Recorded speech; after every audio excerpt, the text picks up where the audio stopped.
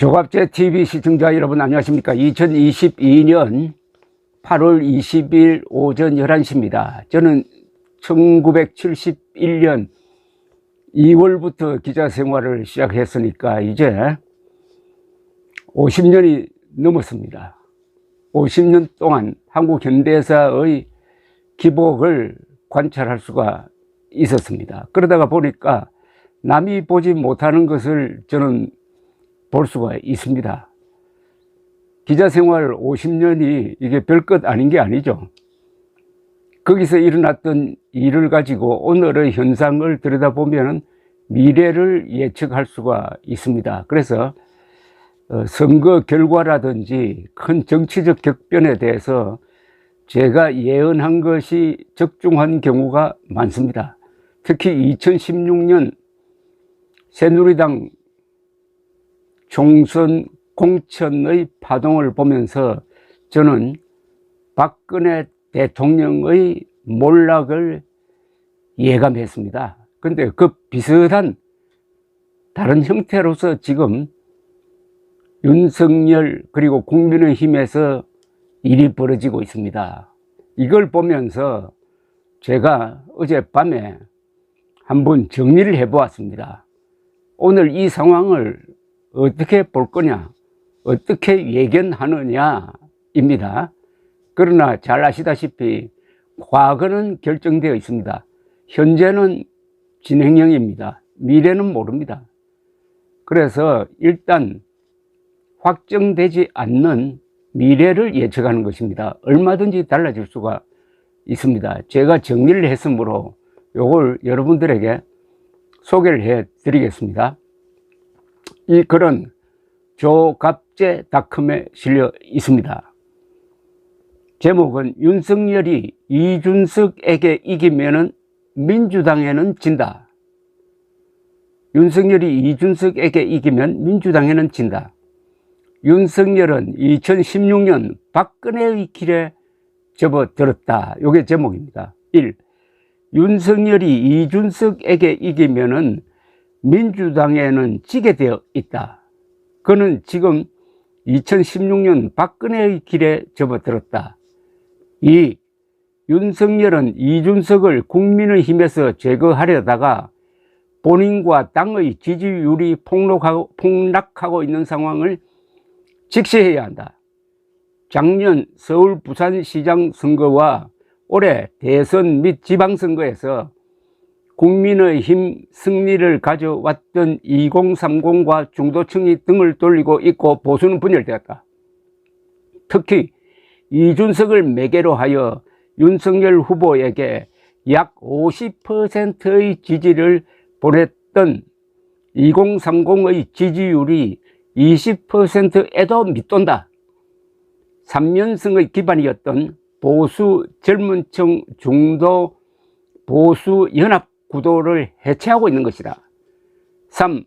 윤석열의 주된 지지층은 70대 이상 부정선거 음모론자들 강경보수로 축소되었다. 4.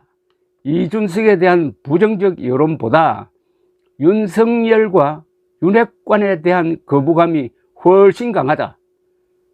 윤석열과 윤핵관은 결국 윤석열이다. 윤핵관의 역할은 2016년 박근혜 대리인 이한구, 이정현과 비슷하다.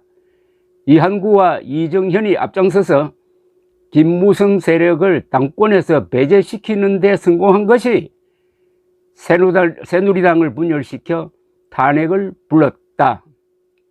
5. 박근혜 대통령이 새누리당을 분열시키는 단초를 제공하였던 것 이상으로 윤석열은 지금의 국힘당 분열에 책임이 있다. 6. 이준석이 제기한 가처분 신청이 기각되더라도 국힘당의 분열상은 계속될 것이다. 국힘당이 분열된 상태에서는 윤석열 정부의 문재명 세력 수사가 뒷힘을 받기 어려울 것이다. 7. 이런 때 최서원 사건 같은 스캔들이 터지면은 민심, 민주당, 종북 세력, 좌파 언론이 한덩어리가 되고 여기에 국힘당 내 반윤 세력이 가세하면은 탄핵 이야기가 나올 것이다. 8. 가처분 신청이 기각되면은 윤석열 대통령이 움직여야 한다. 윤핵관을 일선에서 물리고 이준석을 불러 허심탄회하게 담판 국힘당 내분을 정리하여야 할 것이다. 윤석열과 이준석은 자유민주주의, 시장경제, 공정과 상식이라는 원칙에 있어서 의외로 통하는 점이 많을 것이다. 9. 이준석은 적어도 김일성 세력이 아니다. 홍콩 민주화 시위에 참여한 것을 보면 그의 방공 노선도 의심할 수 없다. 그런 이준석을 싸가지 운운하면서 포용하지 못하는 국힘당 보수 윤석열이라면 2024년 총선과 2027년 대선은 포기하는 게 나을 것이다. 지금 윤석열과 윤핵관의 이준석 몰아내기는 두 선거에서 지기 위한 피나는 노력처럼 보인다. 10. 윤석열은 이준석을 30대 젊은이가 아니라 국힘당 대표로 예우했어야 했다.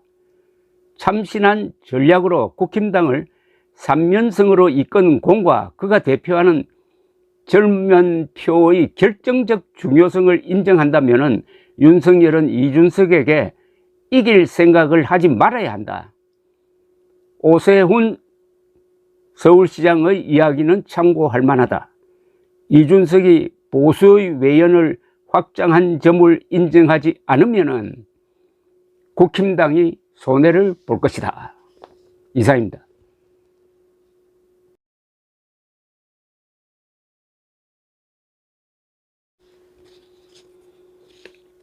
조갑제TV 시청자 여러분 안녕하십니까. 2022년 8월 20일 오전 11시입니다. 저는 1971년 2월부터 기자 생활을 시작했으니까 이제 50년이 넘었습니다.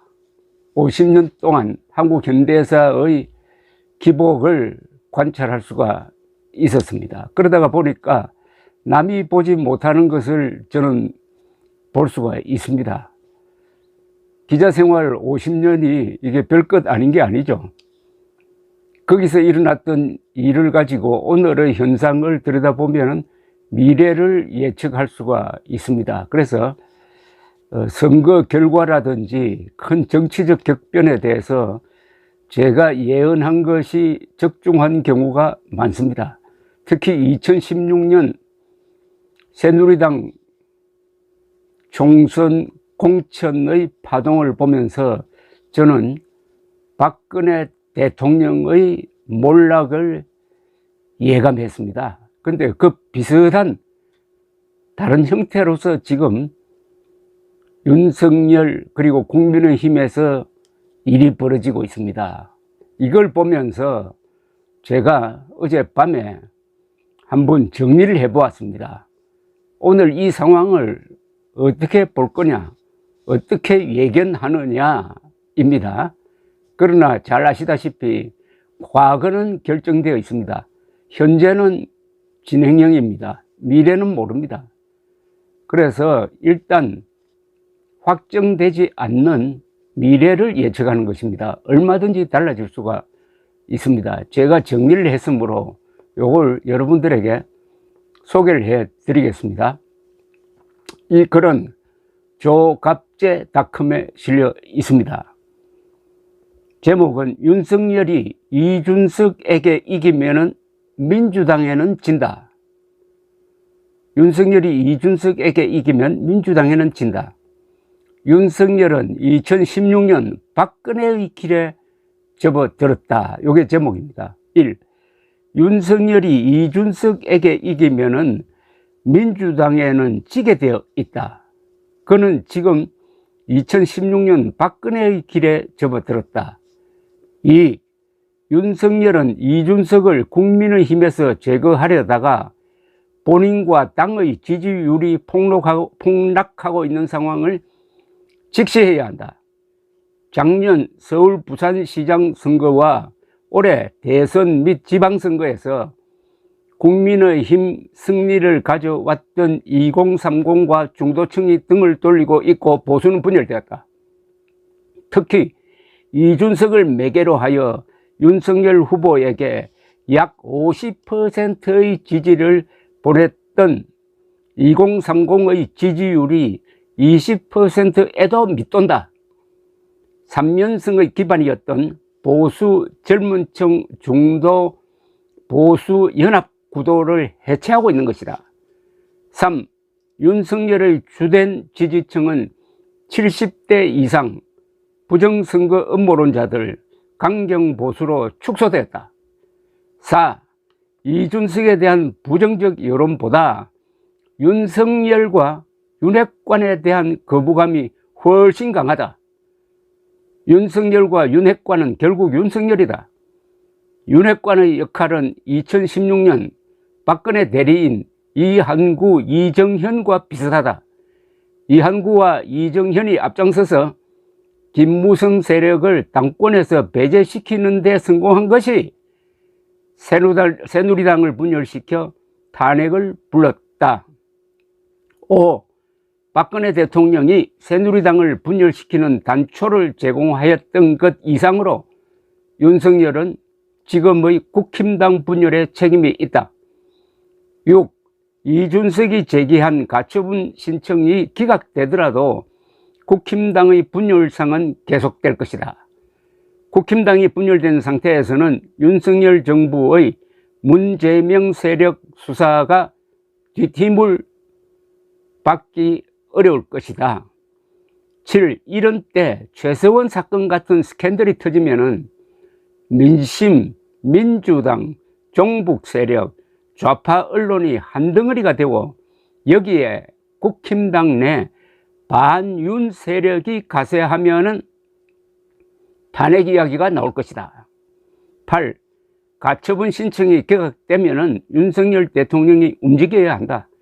윤핵관을 일선에서 물리고 이준석을 불러 허심탄회하게 담판 국힘당 내분을 정리하여야 할 것이다. 윤석열과 이준석은 자유민주주의, 시장경제, 공정과 상식이라는 원칙에 있어서 의외로 통하는 점이 많을 것이다. 9. 이준석은 적어도 김일성 세력이 아니다. 홍콩 민주화 시위에 참여한 것을 보면 그의 방공 노선도 의심할 수 없다. 그런 이준석을 싸가지 운운하면서 포용하지 못하는 국힘당 보수 윤석열이라면 2024년 총선과 2027년 대선은 포기하는 게 나을 것이다. 지금 윤석열과 윤핵관의 이준석 몰아내기는 두 선거에서 지기 위한 피나는 노력처럼 보인다.